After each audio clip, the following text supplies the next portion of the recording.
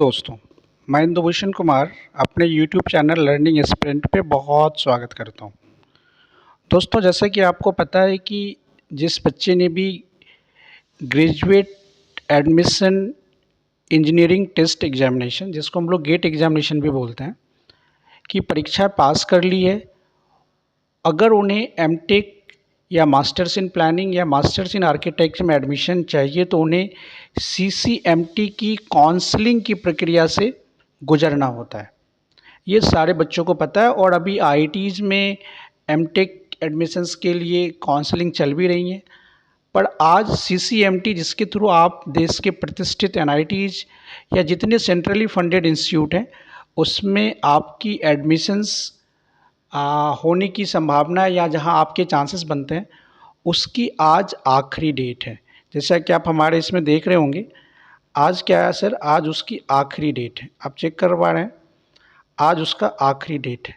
तो बच्चों को ये कन्फ्यूजन चल रहा है कि सर अभी हमारा आईआईटीज़ का काउंसलिंग चल रहा है, हमने अभी तक अपने सीट फ्रीज नहीं किए हैं, मतलब हमारी सीट कंफर्म नहीं हुई है। इस बीच में हमारा एनआईटीज़ का ये पूरा काउंसलिंग का प्रोसेस स्टार्ट हो गया है, तो मैं क्या करूं? बच्चे थोड़े कन्फ्यूज़्ड हैं, मेरे पास बहुत क्वेरीज आई बच्चों की, तो मैंने सोचा कि बच्चों को थोड़ा अलॉटमेंट से लेके मैं अपना एक्सपीरियंस शेयर करूं। तो बच्चे जो भी आईआईटीज़ के लिए होपफुल हैं, अगर आपका रैंक अच्छा है तो मेरे हिसाब से आपको थोड़ा वक्त देना चाहिए। अभी सिर्फ 5 राउंड की काउंसलिंग हुई है, कम से कम आईआईटीज़ में 10 से 12 राउंड की काउंसलिंग होती है। तो अगर आपको अपने रैंक पे फेथ है तो आप थोड़ा सब्र रखिए, पर आप सीसीएमटी के लिए अप्लाई ज़रूर करिए, क्योंकि मौका छोड़ना कभी भी एक सही योद्धा की निशानी नहीं हो सकती। तो आप मौके में बने रहिए, और अगर आप सीसीएमटी के लिए अप्लाई कर रहे हो और आज आखिरी डेट है तो चॉइस फिलिंग आपकी सबसे बड़ी क्राइटेरिया हो जाती है। तो चॉइस फिलिंग में हम क्या रखें, तो मैं मोस्टली आपको इलेक्ट्रिकल इंजीनियरिंग के बच्चों के लिए बताऊंगा, क्योंकि मेरा डोमेन भी वही है। तो इलेक्ट्रिकल इंजीनियरिंग के बच्चे जो भी सीसीएमटी के लिए अप्लाई कर रहे हैं, मैं उनको कहूँगा कि आप ऐसे ब्रांचेज को सेलेक्ट करें जिसमें जॉब अपॉर्चुनिटी अच्छी है। बच्चे अभी के ज़माने में आप देखिए तो सेमीकंडक्टिंग जो डिवाइसेस हैं या जो सेमीकंडक्टिंग का सेक्टर है, सेमीकंडक्टर का जो सेक्टर है, वहाँ पे जॉब अपॉर्चुनिटीज़ बहुत अच्छी हैं। वीएलएसआई में जॉब बहुत अच्छा है, आपके सिस्टम एंड कंट्रोल में जॉब बहुत अच्छा है, डेटा साइंस में जॉब बहुत अच्छा है। लेकिन बीइंग इलेक्ट्रिकल इंजीनियर आपके लिए ये सारा एरिया एक्सप्लोर करना इतना ईजियर नहीं होता है। तो मैं ये कहूँगा कि apart from the traditional course like power system और अदर्स, आप ऐसे कोर्सेज को ऑप्ट कीजिए जो आपको न सिर्फ स्किल्ड करे बल्कि आप वहाँ से कुछ अपने लिए बेहतर मौका भी बना सकते हैं। तो मैं ये कहूँगा कि जो बच्चे इलेक्ट्रिकल के हैं, मास्टर्स में एडमिशन चाह रहे हैं एनआईटी और अच्छे इंस्टीट्यूट में, और अपनी स्पेशलाइजेशन को लेके परेशान है, तो मैं उनको 4 प्रायोरिटी दे रहा हूँ, आप अपने हिसाब से वो रख सकते हैं। पहला मैं चॉइस दूंगा आपको, जहाँ पे भी ऑप्शंस आपको पावर इलेक्ट्रॉनिक्स एंड ड्राइव्स का मिले उसे नंबर 1 पे रखिए, क्योंकि power electronics and drives directly और इनडायरेक्टली फ्यूचर की एक डिमांडिंग फ्यूचर है।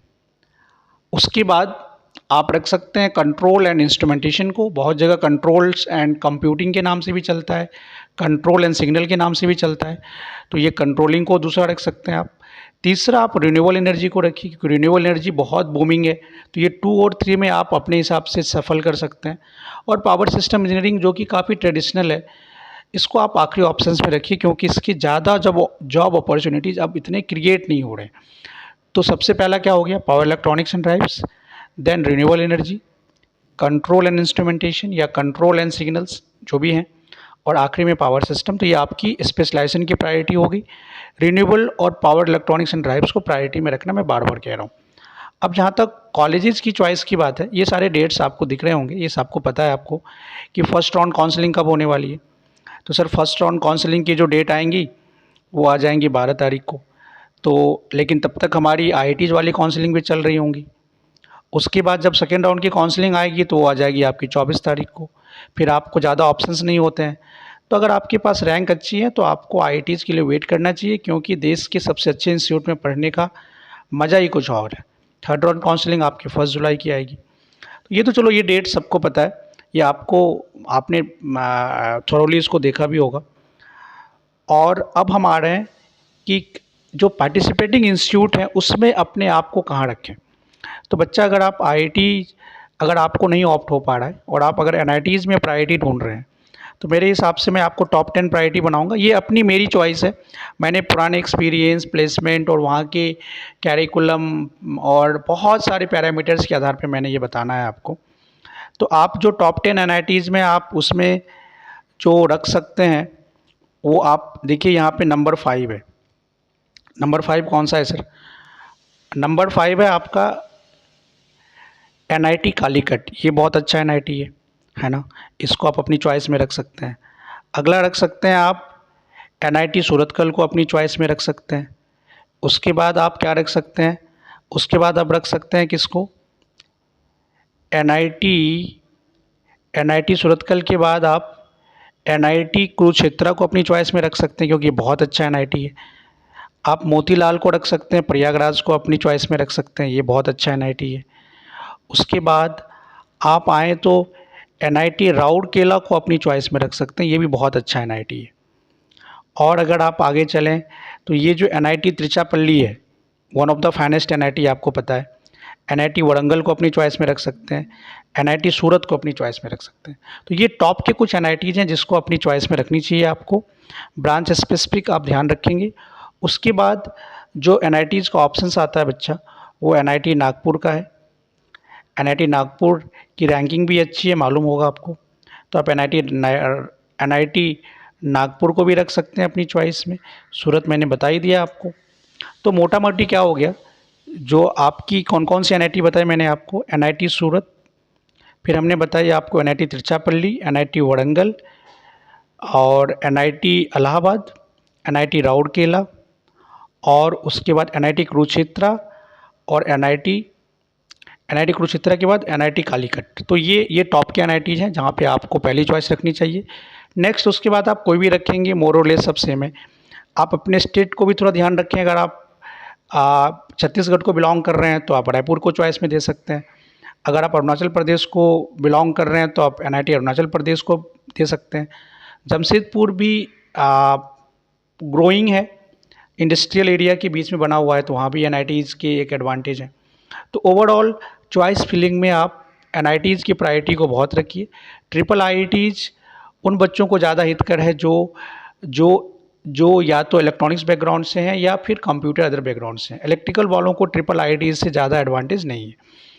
तो ओवरऑल क्या था कि ये हमारी चॉइस फिलिंग थी और आप अपने स्टेट को ज़रूर ध्यान रखिए। तो टॉप 10 एनआईटीज़ मैंने बता दिया। फाइनली मैं फिर बता देता हूँ, तिरुचिरापल्ली, राउरकेला, वरंगल, सूरत, कालीकट और कुरुक्षेत्र और मोतीलाल प्रयागराज में जो है, ये सारे अच्छे एनआईटीज़ में आते हैं। इनकी प्लेसमेंट बहुत अच्छी है, तो यहाँ आप एडमिशन्स के लिए अपना प्रयास कर सकते हैं। उसके अलावा भी बहुत सारे एनआईटीज़ हैं। मैं किसी को I am not the responsible, my all NITs are good because वो सारे नेशनल इंपॉर्टेंस के कॉलेज हैं। तो आप किसी से भी जाइए, आपकी पढ़ाई अच्छी हो रही है हर जगह। प्लेसमेंट बहुत इंपॉर्टेंट है।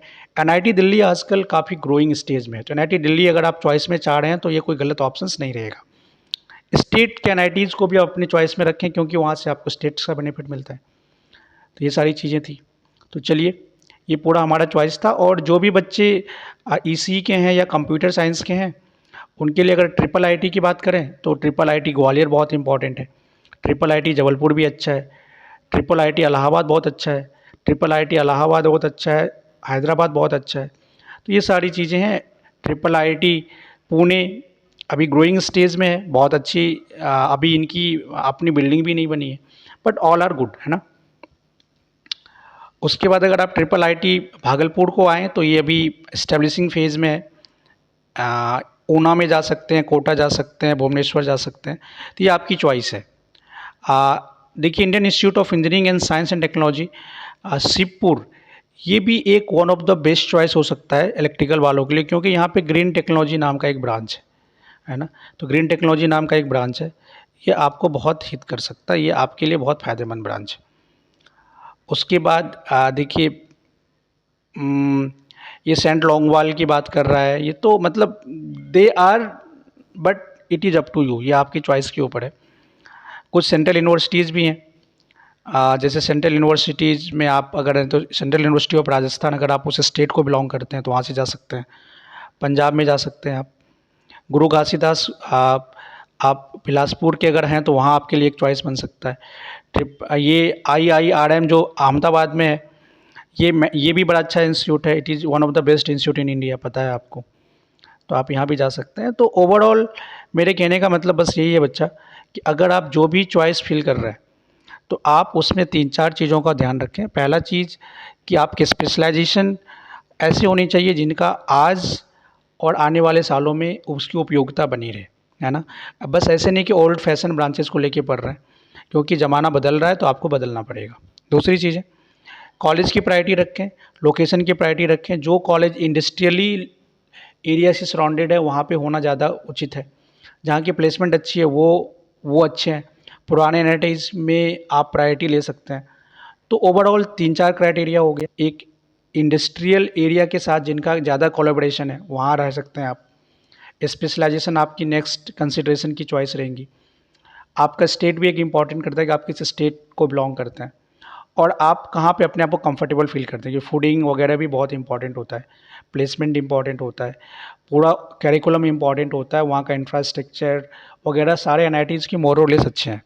तो प्लेसमेंट, लोकेशन, इंडस्ट्रियल MOUs और आपका सूटेबिलिटी, ये सारी चीज़ें आपके लिए, और आपका रैंक, ये सारा इंपॉर्टेंट है आपके एडमिशन्स के लिए।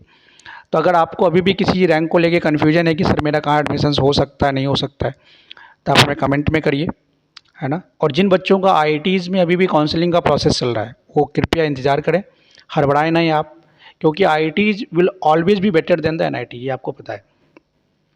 मैंने IITs में पढ़ाई करी है। I have completed my degree from NIT as well. तो मुझे दोनों का एक्सपीरियंस है, तो आप उन चीज़ों का भी लाभ ले सकते हैं। तो अगर आपके मन में काउंसलिंग से लेके MTech, अगर किसी का गेट क्वालिफाई नहीं हो पाया है और वो भी MTech करना चाहता है और अच्छे इंस्टीट्यूट से करना चाहता है, तो आप हमें अपनी क्वेरीज लिखें अपने कमेंट बॉक्स में। मैं वहाँ पे बताऊँगा कि आप कैसे बिना गेट क्वालिफाई किए भी अच्छी जगह एडमिशन ले सकते हैं। बहुत चॉइस है बच्चे, अभी आप उतने अवेयर नहीं हो इसलिए आपको पता नहीं है। और आप अपनी काउंसलिंग के समय बड़े ध्यान से सारी चॉइस को फिल करेंगे।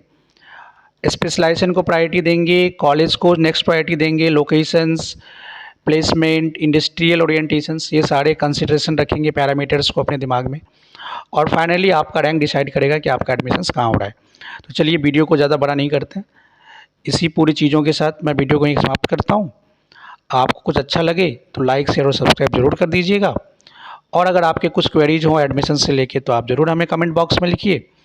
और अगर आपने बीटेक कर लिया है और आप MTech नहीं करना चाहते हैं, आगे क्या करना चाहते हैं, तो इसकी कैरियर काउंसलिंग भी हम बच्चों को फ्री ऑफ कॉस्ट करते हैं, तो उसके बारे में भी आप हमें कमेंट बॉक्स में लिख सकते हैं।